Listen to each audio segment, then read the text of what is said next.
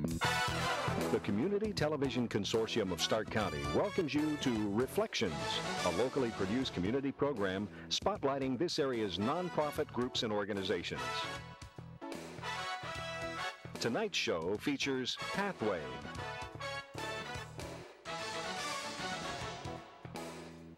And now your host, Kate Ruda. Hello, I'm Kate Ruda, your host for this evening's edition of Reflections. Our guests for this program are the staff and the teaching parents of the foster care program for Pathway Caring for Youth. Our purpose for this next half hour is to explore how being a teaching parent in the treatment foster care program can be a very fulfilling and satisfying part of your life. To get our discussion going this evening, I'd like to introduce the Executive Director of Pathway, Jim Bridges. How are you this evening, Jim? Fine, thanks. Jim, would you tell us a little bit about the history of Pathway, what it actually is? Well, Kate, Pathway is a residential program for children who have been neglected and abused and have problems getting along with other people. The history involves the fact that many years ago, I had been working in a public agency with children in foster homes, and I experienced the way in which they were moved from one place to the other, and partly as a result of that, their problems got worse rather than better because nobody accepted them for who they were and cared for them and maintained a consistent tie with them. Too much disruption in their life. That's exactly right. So, together with my wife and a group of other people in the community, we started a program called Pathway. It started as a started as a group home program. Our first group home was located on Spring Avenue Northeast here in Canton. And a few years later, we started our foster home network. Now, you, I know, have a certain set of values that you want to impart to these children that you serve in the Pathway Caring for Youth program. Tell us what some of those values are that you want them to come away from as they are fostered in the Pathway program. Well, Kate, it isn't just the foster children. We want to have everybody that's involved in our program, the staff, the teaching parents, the volunteers, as well as the children, experience 7 basic values. We want them to know that they are loved and cared for the individuals that they are recognized as persons of worth and value, that they are respected and learn how to respect themselves and other people.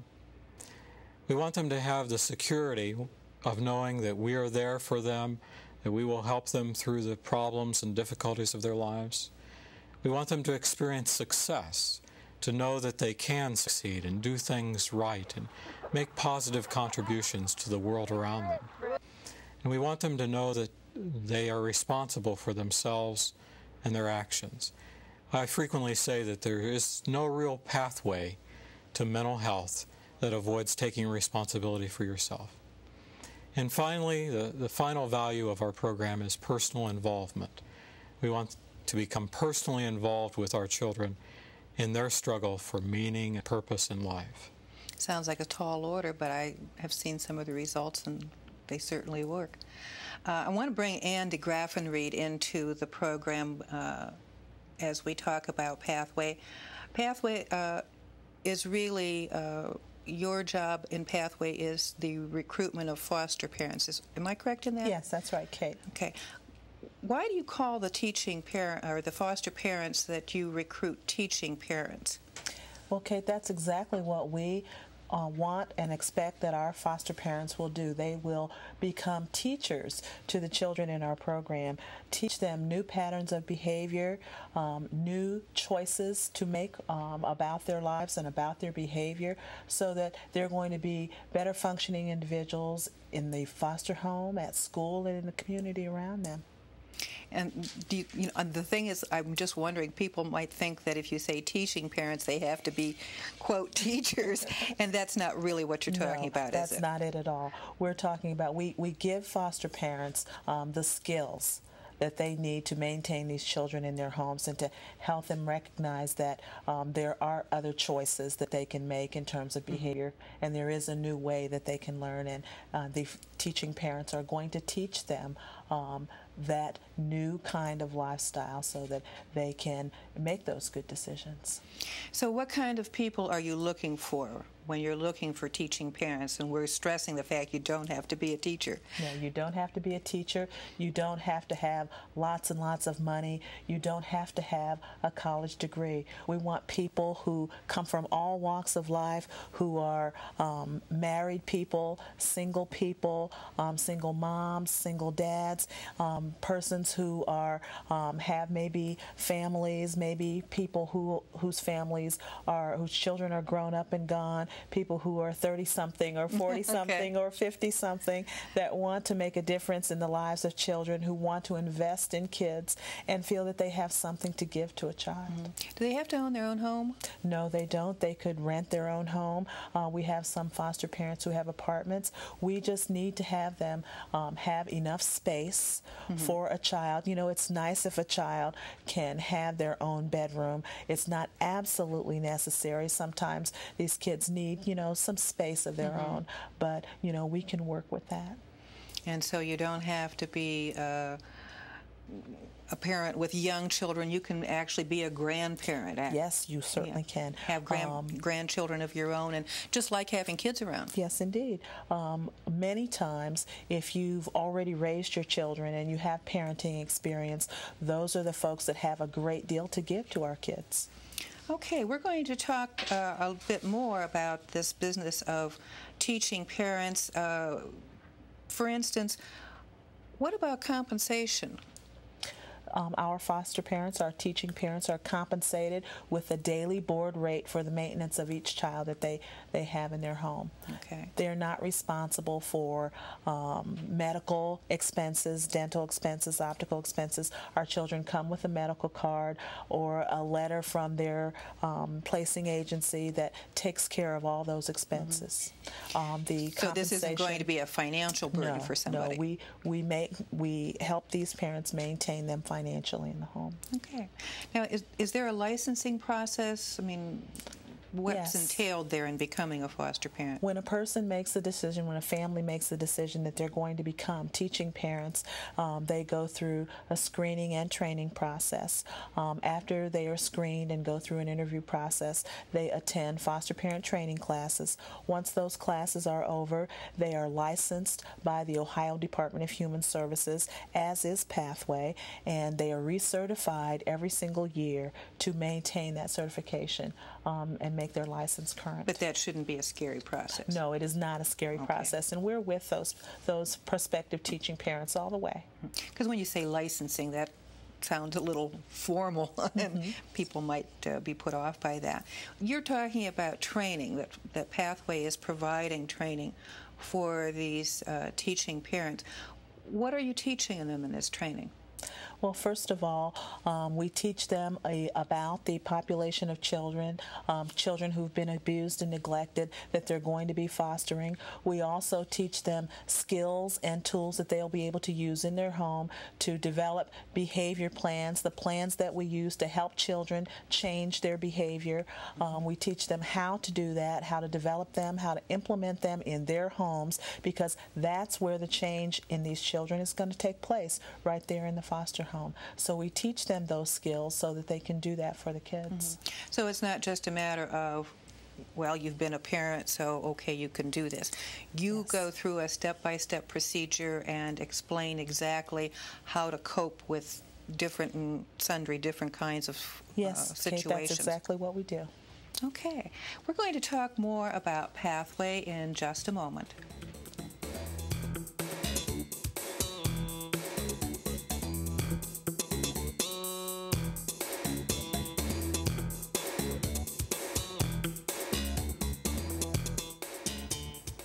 We're back with this edition of Reflections, and our guests on the program are the staff and members of the families who are fostering the youth in the treatment foster care program with Pathway Caring for Youth.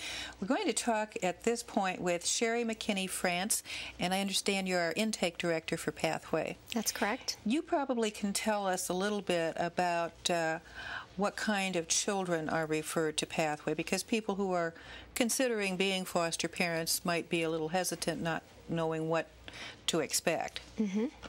Well, we serve children. We serve both boys and girls, basically between the ages of 6 and 18. Most of them are over the age of 11. We have African American, white, and biracial children all in placement. They are all residents of Stark County. They also are all victims of abuse and neglect, and because of the experiences that they've had, they have emotional, behavioral, and or some psychological difficulties. Mm-hmm. So this is not just a child who needs a home. This is a child who needs some extra attention. Exactly. And that's why we call it treatment foster care. Exactly. Now, where do the children come from? Who refers children to Pathway? We get our referrals from two places. The Stark County Department of Human Services refers children to us. We also get referrals from the Stark County Family Council, which is a collaborative of agencies in Stark County that are providing and concerned about treatment of youth. Why do children come to Pathway rather than being referred to other public foster care agencies? Mm-hmm. Part of it is what you stated before, that these are children who have special needs. Mm-hmm. And at Pathway, we're fortunate enough to work with more of a specialized and a specific group of children.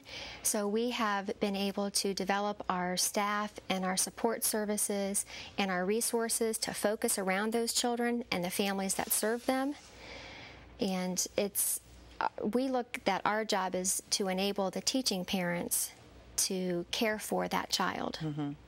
This is a good time to reiterate that difference between traditional and treatment foster care. I think, as you said, it's not just hot meals and a warm bed and somebody to make sure your clothes are clean. Exactly. Treatment foster care is more than that. Maybe you ought to just say a little bit more about that. Mm-hmm. These are kids who have many different needs, and it's a variety of needs, just about anything that you can think of. And they're kids who have been in a multitude of placements. We had a child who was referred to us that had been in 26 placements in 1 year.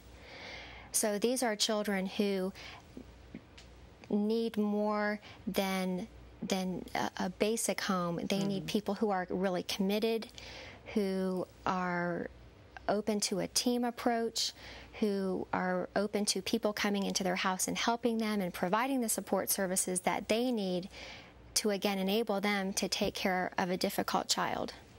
Okay. Because we want people to understand that this is treatment foster care. Mm-hmm. Now, do you accept every child that's referred to Pathway? Unfortunately, at this point, we're not able to do that, and that's for two reasons. One is that I have more children referred to me than I have families, and that's a problem. Mm-hmm. And the other one is, as the intake director, I'm really committed to matching children with families. I don't get a call about a child and just throw him into the Smith's house or the Jones's house just because it's an open home. Mm-hmm. We look at a variety of things, and the placement and referral process is much more than in traditional foster care. So we really take our time, and we want to make sure that we get a child in the right home. Because as I stated earlier, when a child has been in that many placements, the last thing that we want to do is throw them into another home and cross our fingers that it works, right, and have them disrupt again. Now, how do you choose who to accept then, if you can't accept all children? The matching process. If we have a family and a child that fit together and it looks like it's a good match, they would get along, the family would be able to meet that child's needs, then that is the child that we will place. The only time we do not place a child is when we don't have a family that we feel could adequately meet their needs and be committed to stick with them through the long haul. Good. Okay, we're going to talk some more about the treatment foster care program provided by Pathway Caring for Youth in just a moment.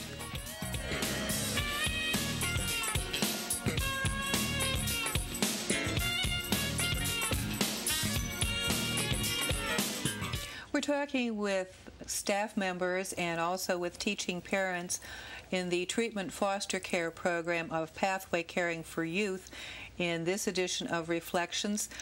Talking with us now is Kathy Burles. And give me your title again, Kathy. You told it to me before, and I'm not sure I have it straight. I'm the support team coordinator. Okay, and the support team coordinator, in that capacity, what supportive services does Pathway provide for the teaching parents?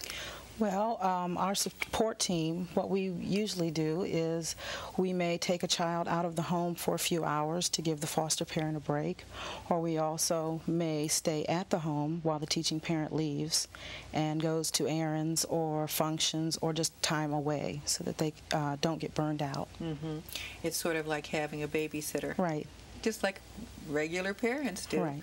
When they need to go to the movies or do a little grocery shopping or whatever. It's nice that you can give them some time away, so that probably gives the children a break too. Right. I was going to ask some questions of our foster parent here. Rhonda Morgan, you're a foster parent for Pathway, as I understand. Yes, I am. And you know, we talked in the segment just previously about the recertification or the certification of the foster homes. And I was just wondering how Pathway helps you keep up with your recertification process. Well, they offer classes, training classes, where you can go and learn different things about, you know, the children. I have teenager, so we have, you know, there's different groups, whichever, you know, that you can go and get help for teens. And also they have community days where all the foster parents go, and you even take the, you know, kids along, and they have a program where the kids go to the Y or something. They fix it where the kids have different, you know, things they can do, swimming, and they have picnics and everything. So it's really nice. Yeah. Yes. Do you have some control over the children who come into your home? Because you said you had a teenager. Was that a preference for you? Well, it wasn't my preference. I had asked for a smaller child, but they had a young man. He was 12 years old at the time, and they had such a good recommendation for him. And I said, well, I'll try it. And I took him, and now he is 15. He will be 16 next month.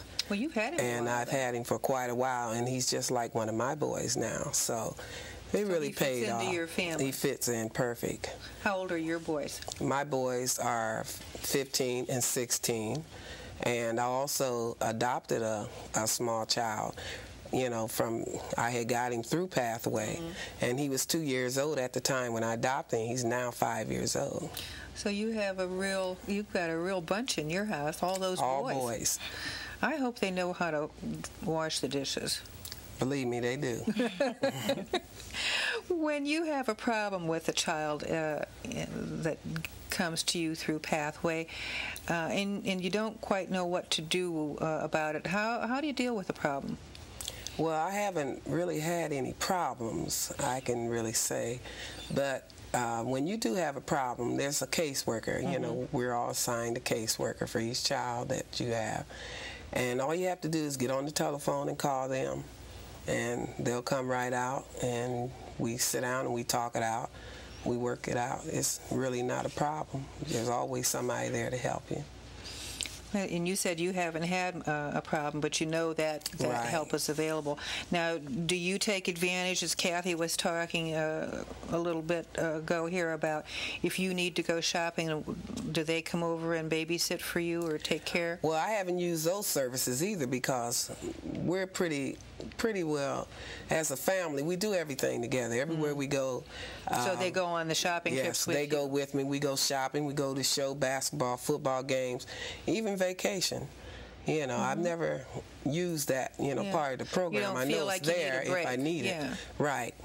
Well, that's good. You know, probably having your older boys there is a help in your situation, isn't it? It does help out. They tend probably to serve as role models. Right. They see how a teenager behaves, and that gives them some perspective on that. Tell me, you've adopted a child from the foster program. You've got a boy who's been with you, what? It's almost 3.5 years. 3.5 years. Mm-hmm. That's a long time. Now, you must enjoy being a teaching parent for Pathway. Why do you do this? Well, I love it. I love children. I love kids, and I've always. This is something I always wanted to do. I always wanted to reach out and maybe show a child some love, somebody that, give him some direction and let him know that there's somebody that does care, because, my children, all of them go to Sunday school every Sunday, and they go to church. They're involved in Bible school, at church and everything.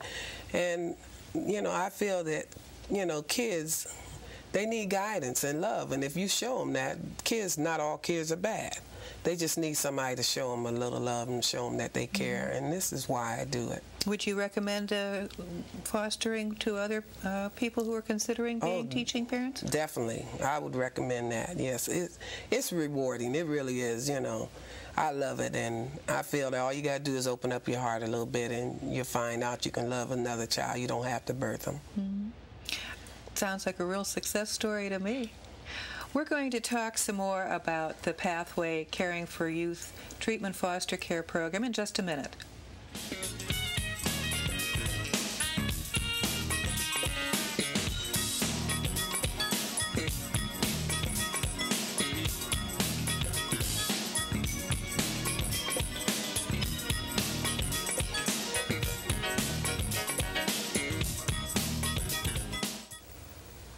We're talking with the people from Pathway Caring for Youth, and I did want to correct myself. I can't read my own handwriting. I called Kathy Burles, and I meant to call her Kathy Burks, and so I'm stand corrected. We're going to talk now to Marisha Holman-Lytle, and tell me your title again. My title is Case Manager. Okay, and you are in charge of providing services for the children in care of Pathway. What kind of services are there available to the children?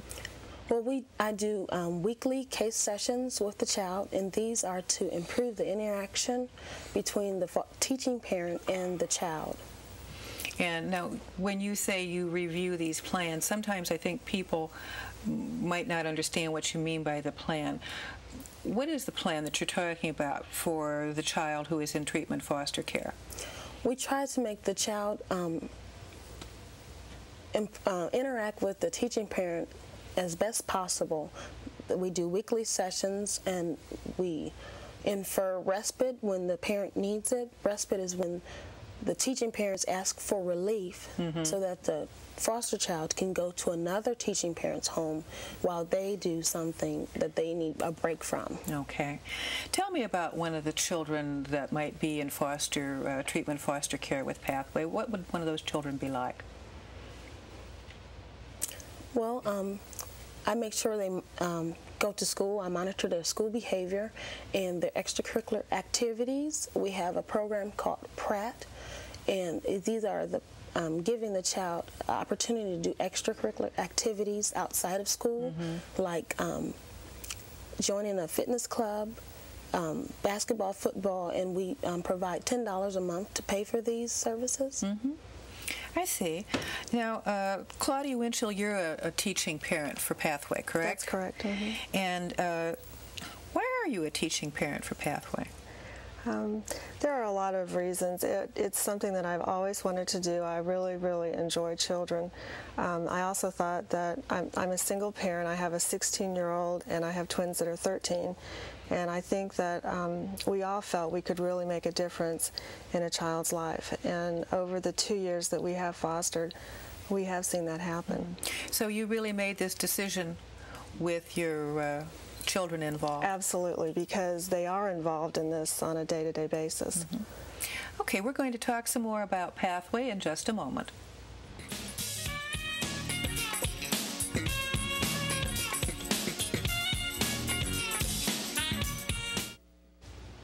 We're We're back here talking to people from Pathway, staff members. Elaine Ketterer is in charge of volunteers. How does the volunteer program work with Pathway? How do you use volunteers in the Pathway program? Well, there are many opportunities for volunteering at Pathway. One of our special programs is that we have volunteers who come and work one-on-one with one particular child to expand their world and give them some love. And we find that the kids really like this because they haven't had the opportunity to do the bonding and develop relationships. So an adult and a child will learn to do things together that they both like. So it'll be a special friend. Yeah, special someone's. We also use them as tutors. Most of our children, as the other staff has said, they're behind in school. Not necessarily because they aren't capable, but they may have moved around, or people just haven't helped them maintain their school attendance. We always have a need for people who are willing to help transport, and we have some people who work in the office on busy days. We have a need for phone answering and large mailing. This year in particular, we've had a lot of college interns, which is kind of an interesting kind of a volunteer. We've had 5 different colleges send us students, and they learn as they help. And so if somebody's looking to be a volunteer, they're certainly going to be welcome, whether they want to do a little kind of taxi cab service, getting kids here and there if that needs to be done, or taking them out for an ice cream cone, or just something simple like helping them get their homework done. And in fitting in with Ann's recruitment, I wanted to just share with you that we've had volunteers who've come to us and said, you know, I love kids and I like to work with them, but I'm not ready to be a teaching parent. Right. And then over a period of time, they have changed their mind. We have one couple who is doing exactly that and doing a wonderful job. And that brings us back to you, Ann, as the recruiter for foster parents for Pathway. What should people do if they want to be a teaching parent for Pathway? If they want to be a teaching parent, all they need to do is call the Pathway office. We'll send them out a packet of information, and that begins the process. Okay. What if you're not quite sure? Just as Elaine was saying, some people get in kind of from the sideways angle, I guess you might say, as a volunteer. But what if you're not quite sure what you want to do? If you're not quite sure, we send you that packet of information, hopefully so that it will answer some of the questions that you might have. If it does or does not, I'll usually give a call back in a few days to first of all make sure you got the packet of information, and then we talk more, answer any questions that people might have. If they want to know even more, I set up an interview. They come in for the interview, and we talk more about the program, more about the children, just giving them as much information as they need in order to make a good decision about whether fostering is for them. And sometimes maybe let them work with Elaine for a little bit? Yes, if they feel that maybe my lifestyle precludes me taking a child full-time in our home to live with us, maybe we can volunteer, get our feet wet, know more about the program, and after that they can go on to make another decision if they choose to. Well, we've been talking at great length on this Reflections program about Pathway Caring for Youth, and if you have a desire or you think you might want to look into being a treatment foster parent or a teaching parent, we sometimes call them at Pathway, and why don't you give us the phone number so people can call you and you can maybe give them more information. They can take another look at being a teaching parent. Yes, that phone number is 454-7297. Just in case they didn't have pencil and paper, 454-7297. Thank you. We've been talking on Reflections about Pathway Caring for Youth.